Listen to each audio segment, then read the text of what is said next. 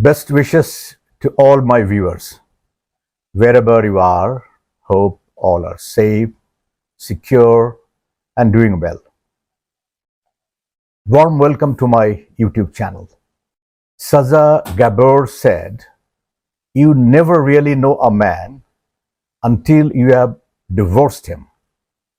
Yes, I don't disagree with Saza Gabor, but I am interested about the divorce making situation when the true nature of both pips out. Here, I would like to mention about a quote often attributed to Stephen Covey or Viktor E. Frankl. The quote is, "Between stimulus and response, there is a space. In that space is our power to choose our response. In our response lies our growth and our freedom." Divorce is one of the most stressful experiences that someone can go through because it impacts a person emotionally, financially, and legally. A divorce can create grief and loss in a person's life. Loss of support, hopes, companionship, and so much more. The path ahead post-divorce is fraught with uncertainties. The legal proceedings, with their reputation for being drawn out and intimidating, loom large. To make it more understandable, here I want to tell an allegorical story captioned "Marriage Very Touching" by an unknown writer. When I got home that night, and as my wife served dinner, I held her hand and said, "I have got something to tell you." She sat down and ate quietly. I observed the hurt in her eyes. Suddenly, I did not know how to open my mouth, but I had to let her know what I was thinking. "I want a divorce." I raised the topic very calmly. She did not seem to be annoyed by my words. Instead, she asked me softly, "Why?" I avoided her question. This made her angry. She threw away the chopsticks and shouted at me, "You are not a man."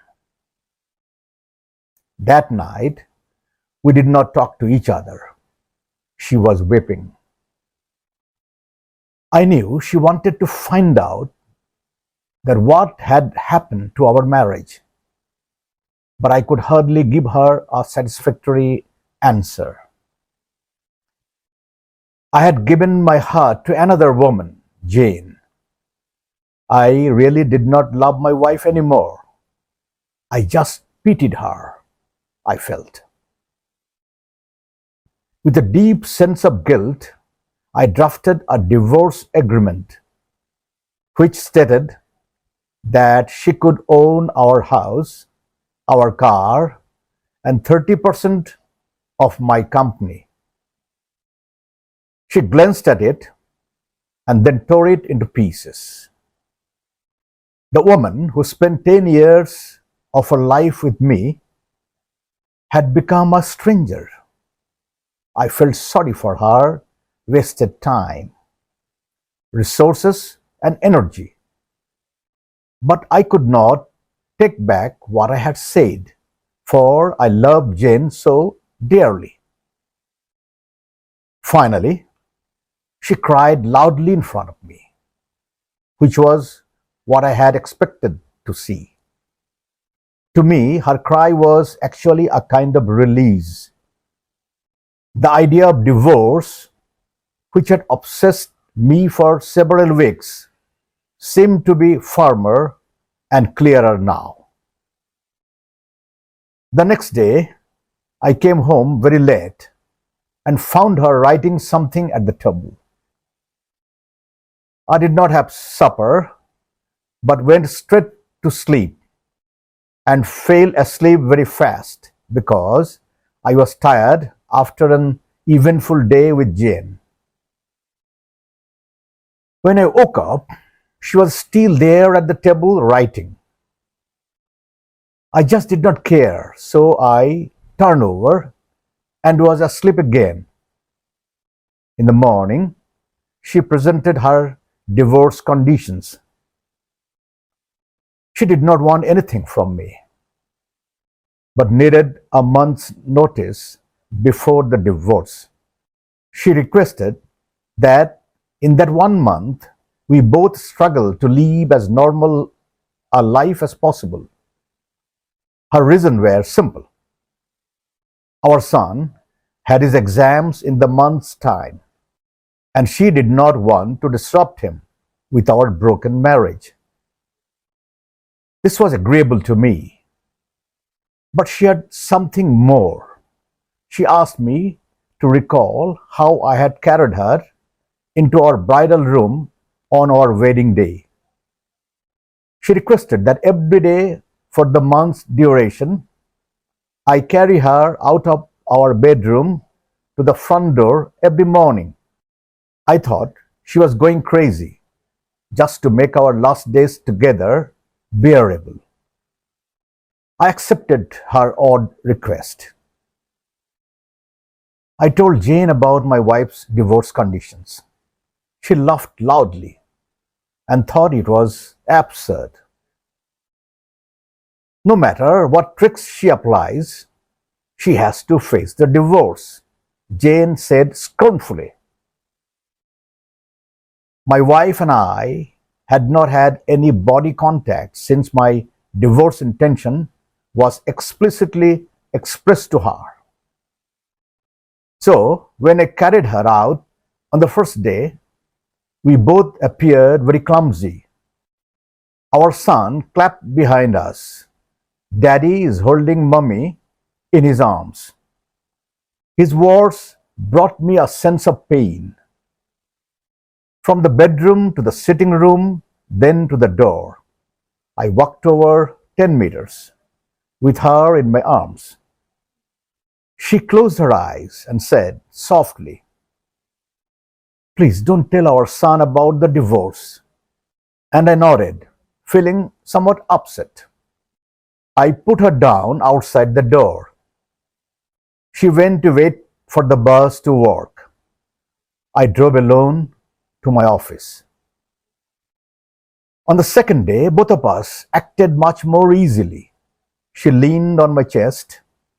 I could smell the fragrance of her blouse. I realized that I had not looked at this woman carefully for a long time. I realized she was not young anymore. There were fine wrinkles on her face. Her hair was graying. Our marriage has taken its toll on her. For a minute, I wondered what I had done to her. On the fourth day, when I lifted her up, I felt a sense of intimacy returning. This was the woman who had given 10 years of her life to me. On the fifth and sixth day, I realized that our sense of intimacy was growing again. I did not tell Jen about all this. It became easier to carry her as the months slipped by. Perhaps the everyday workout made me stronger. One morning, she was choosing what to wear. She tried quite a few dresses but could not find a suitable one. Then she sighed. All my dresses have grown bigger. I suddenly realized that he had grown so thin. That was the reason why I could carry her more easily. Suddenly it hit me. She had buried so much of pain and bitterness in her heart. Subconsciously, I reached out and touched her head. Our son came in at that moment and said, "Dad, it's time to carry Mom out." To him, seeing his father carrying his mother out had become an essential part of his life. My wife gestured to our son to come closer and hugged him tightly. I turned my face away because I was afraid I might change my mind at this last minute. I then held her in my arms, walking from the bedroom through the sitting room to the hallway. Our hands surrounded my neck softly and naturally. I held her body tightly. It was just like our wedding day. But her much lighter weight made me sad. On the last day, when I held her in my arm, I could hardly move a step. Our son had gone to the school. I held her tightly and said, I had not noticed that our life lacked intimacy. I drove to office, jumped out of the car swiftly without locking the door. I was afraid any delay would make me change my mind. I walked upstairs. Jane opened the door and I said to her, Sorry, Jane, I do not want the divorce anymore. Jane looked at me, astonished, and then touched my forehead. Do you have a fever? She said. I moved her hand off my head. Sorry, Jane, I said. I want divorce. My marriage life was boring probably because she and I did not value the details of our lives, not because we did not love each other anymore. Now I realize that since I carried her into my home on our wedding day, I'm supposed to hold her until death do us apart. Jane seemed to suddenly wake up. She gave me a loud slap and then slammed the door and burst into tears. I walked downstairs and drove away. At the floral shop on the way, I ordered a bouquet of flowers for my wife. The salesgirl asked me what to write on the card. I smiled and wrote myself, I will carry you out every morning until death do us apart.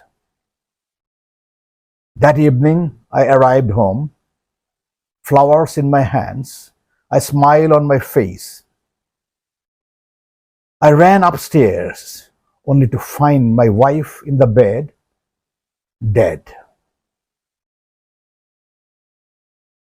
My wife had been fighting cancer for months, and I was so busy with Jen that I even failed to notice that. She knew that she would die soon, and she wanted to save me from whatever negative reaction from our son. In case we push through with the divorce, at least in the eyes of our son, I am a loving husband. The small details of our lives are what really matter in our relationship.